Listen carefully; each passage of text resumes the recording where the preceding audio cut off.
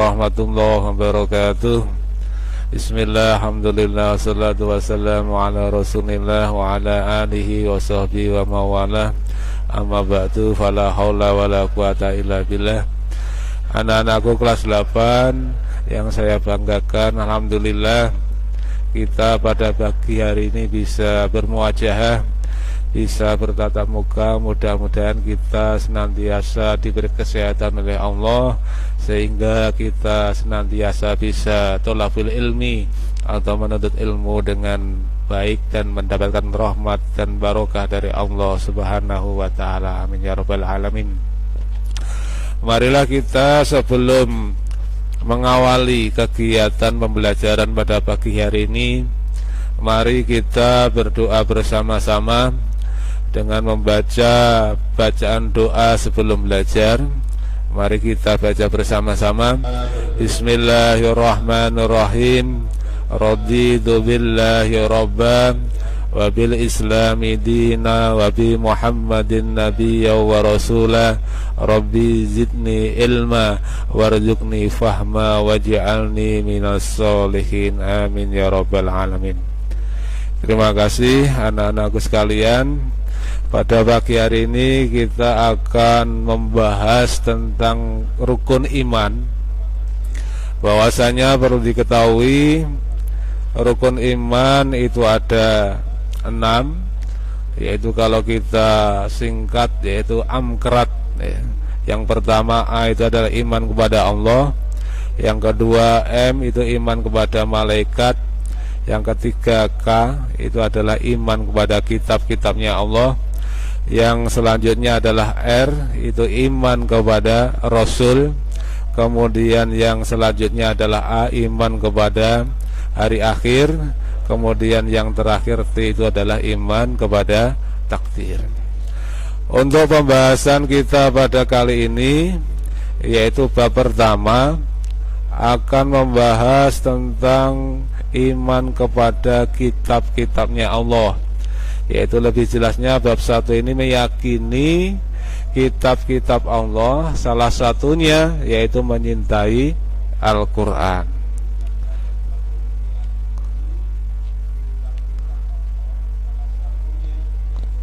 Kemudian selanjutnya, sebentar,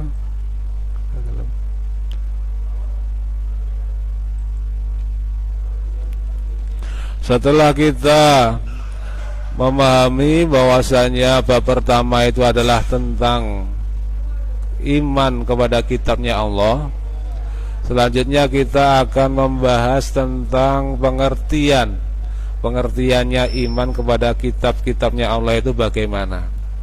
Perlu diketahui bahwasanya iman kepada kitabnya Allah ini artinya berarti kita percaya dan yakin dengan sepenuh hati bahwasanya Allah Subhanahu wa taala itu telah menurunkan kitab-kitabnya, diturunkan kepada para rasulnya, yaitu yang berupa ajaran yang terdapat di dalam kitab-kitab tersebut disampaikan kepada umat manusia.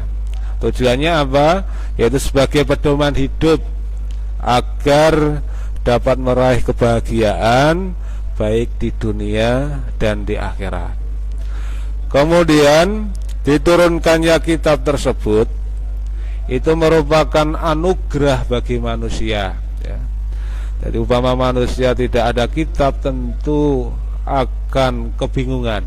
Oleh karenanya kitab yang diturunkan Allah pada para rasul untuk disampaikan manusia itu adalah anugerah. Kemudian manusia itu dikaruniai oleh Allah berupa akal pikiran sehingga dapat mengkaji ilmu pengetahuan yang ada di dalamnya. Kemudian selanjutnya, tadi kita sudah memahami bahwasanya pengertiannya iman kepada kitabnya Allah adalah sebagaimana tadi yang saya sampaikan. Maka anak-anak perlu mengetahui dalilnya ya. Dalil yang ada di dalam Al-Quran yaitu surat An-Nisa ayat 136 ya, yang berbunyi Bismillahirrahmanirrahim.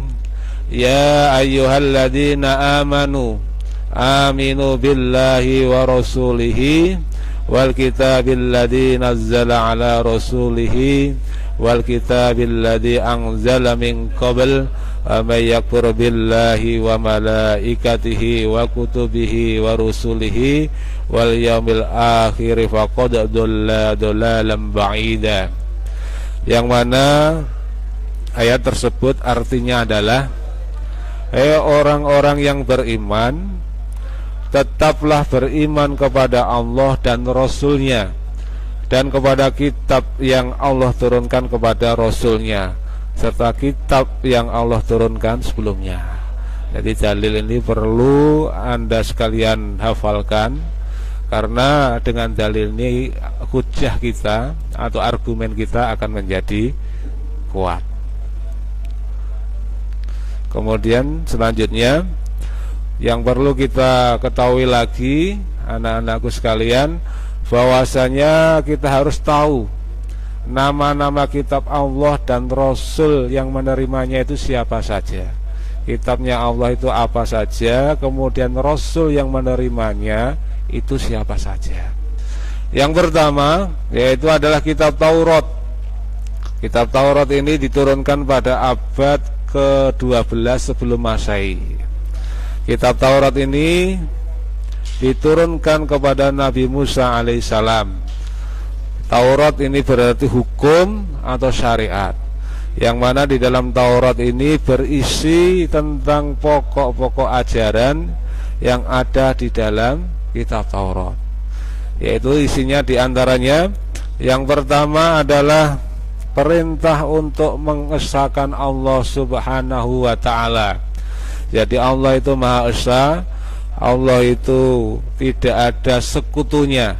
Oleh karena itu kita harus meyakini tentang kebenarannya. Kemudian yang nomor 2, larangan menyembah patung atau berhala. Jadi ketika Nabi Musa diperintahkan Allah untuk menyampaikan syariatnya, itu diantaranya itu ya. Jadi dilarang menyembah patung dan berhala. Jadi anjurannya itu adalah agar umat manusia senantiasa menyembah kepada Allah Sang Pencipta. Kemudian selanjutnya yang nomor 3, larangan menyebut nama Allah dengan sia-sia. Jadi ketika menyebut Allah itu harus dengan perasaan mengagungkan, tidak boleh dengan perasaan yang sebaliknya. Kemudian selanjutnya yang nomor 4, perintah mensucikan hari Sabtu. Jadi Nabi Musa itu mempunyai keyakinan bahwasanya hari Sabtu itu merupakan hari yang suci. Selanjutnya yang nomor 5, perintah menghormati orang tua. Jadi menghormati orang tua ini merupakan perintah yang harus dipatuhi. Untuk itu bagi umat Nabi Musa harus betul-betul memuliakan dan menghormati kedua orang tua. Kemudian yang nomor 6, larangan membunuh sesama manusia. Jadi larangan membunuh sesama manusia itu tidak hanya berlaku pada waktu itu saja, akan tetapi sebelum-sebelumnya juga sudah pernah diajarkan oleh Nabi Adam atau yang lain. Kemudian yang nomor 7, larangan berbuat zina. Jadi berbuat zina itu juga dilarang, karena perbuatan zina ini akan mengakibatkan yang tidak baik. Kemudian yang nomor 8, larangan mencuri atau mengambil yang bukan haknya. Ini juga dilarang. Kemudian yang nomor 9, larangan menjadi saksi palsu ya. Jadi saksi yang tidak amanah ya. Jadi kalau sampean menjadi saksi harus betul-betul menjadi saksi yang dapat dipercaya. Kalau saksi palsu itu tidak boleh. Kemudian yang nomor 10, larangan mengambil hak orang lain. Jadi yang bukan haknya diambil itu tidak boleh. Itu sementara yang ada di dalam kitab Taurat. Selanjutnya yang kedua, kitab yang diturunkan oleh Allah yaitu adalah kitab Zabur. Perlu diketahui, kitab Zabur ini diturunkan pada abad ke-10 sebelum Masehi. Kitab Zabur ini diturunkan oleh Allah kepada Nabi Daud alaihi salam. Nah, kitab ini diperuntukkan pada Bani Israel ya, atau umat Yahudi di daerah Yerusalem. Kemudian adapun kitab ini ditulis dengan bahasa Kipti. Jadi kitab Zabur itu bukan memakai bahasa Arab, tapi memakai bahasa Kipti. Kemudian selanjutnya yang ketiga adalah kitab Injil ya. Perlu diketahui kitab Injil ini diturunkan pada abad ke-1 Masehi ya. Kitab Injil ini diturunkan kepada Nabi Isa alaihissalam di daerah Yerusalem. Awalnya kitab ini ditulis dengan bahasa Suryani ya. Kemudian kitab ini menjadi pedoman bagi kaum Nasrani. Selanjutnya secara umum kitab Injil ini berisi tentang satu perintah untuk kembali mengesahkan Allah ya. Jadi karena sebelum Nabi Isa itu diutus oleh Allah, umat manusia banyak yang melupakan Allah. Kemudian ketika Nabi Isa ini diperintah oleh Allah sebagai Nabi dan Rasul, maka ajaran yang penting harus disampaikan kepada umatnya, yaitu untuk kembali mengesahkan kepada Allah Subhanahu wa ta'ala. Kemudian yang nomor 2, membenarkan keberadaan kitab Taurat. Jadi meskipun umat Nabi Isa itu mempunyai kitab Injil, akan tetapi umatnya juga diperintah untuk tidak mengingkari kitab sebelumnya. Justru sebaliknya harus tetap membenarkan kitab sebelumnya, yaitu kitab Taurat. Kemudian yang ketiga, menghapus beberapa hukum dalam kitab Taurat yang tidak lagi sesuai dengan perkembangan zaman. Jadi mungkin sebelumnya di dalam kitab Taurat itu ada hukum-hukum yang sudah tidak relevan lagi pada zaman Nabi Isa, maka hukum tersebut dihapus, diganti dengan yang sesuai dengan perkembangan zaman. Kemudian selanjutnya yang nomor 4, menjelaskan bahwa kelak akan datang kembali Rasul setelah Nabi Isa, yaitu Nabi besar Muhammad sallallahu alaihi wasallam. Artinya apa? Bahwasanya di dalam kitab Injil yang asli ya, bukan yang palsu, itu sudah ada keterangan yang menjelaskan bahwasanya besok di akhir zaman itu ada nabi setelah Nabi Isa, yaitu Nabi besar Muhammad sallallahu alaihi wasallam. Kemudian selanjutnya yang nomor 4 atau D adalah kitab Al-Qur'an, yang mana kitab Al-Qur'an ini diturunkan pada abad ke-7 Masehi atau dalam kurun waktu tahun 611 sampai dengan 632 Hijriah ya. Kitab Al-Qur'an ini diturunkan oleh Allah kepada Nabi Muhammad. Tujuannya apa? Sebagai penyempurna dan membenarkan kitab-kitab sebelumnya. Kemudian secara umum pokok-pokok ajaran yang terkandung dalam Al-Qur'an adalah sebagai berikut. Yang pertama adalah tentang akidah ya. Akidah itu adalah tentang keyakinan. Kemudian yang kedua adalah akhlak atau perilaku.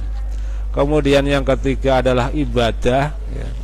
Ibadah itu adalah suatu kegiatan yang mana kita bisa mendekatkan diri kepada Allah Subhanahu wa ta'ala. Kemudian yang keempat itu adalah muamalah ya. Muamalah itu berkaitan dengan hablum minanas, bagaimana kita membina hubungan dengan baik terhadap sesama manusia. Kemudian yang kelima adalah tarikh atau sejarah baik tentang para nabi ataupun orang-orang soleh, itu yang perlu dicantumkan di dalam kitab Al-Quran. Sebagai penutup di kegiatan pembelajaran pada pagi hari ini, anak-anakku, maka kita perlu mengadakan evaluasi. Untuk itu, evaluasinya yaitu perlu saya sampaikan.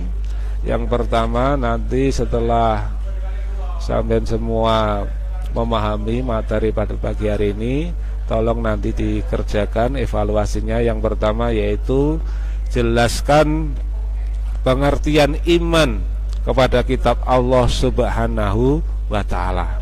Itu yang pertama. Kemudian yang kedua, sebutkan 4 kitab yang diturunkan oleh Allah Subhanahu wa ta'ala. Apa saja sampai sebutkan. Kemudian yang ketiga, jelaskan mengapa manusia memerlukan kitab Allah Subhanahu wa ta'ala. Jadi evaluasinya yaitu dengan menggunakan 3 pertanyaan. Ini ada NB. Untuk lebih jelas ketentuan dalam mengerjakan nanti akan di-share kepada wali kelas masing-masing. Mungkin itu saja anak-anak sekalian yang dapat saya sampaikan. Mudah-mudahan kita mendapatkan ilmu yang bermanfaat, barokah, maslahah fiddin wa dunya wal akhirah. Mari kita akhiri pembelajaran kita pada pagi hari dengan membaca hamdalah alhamdulillahirabbil alamin.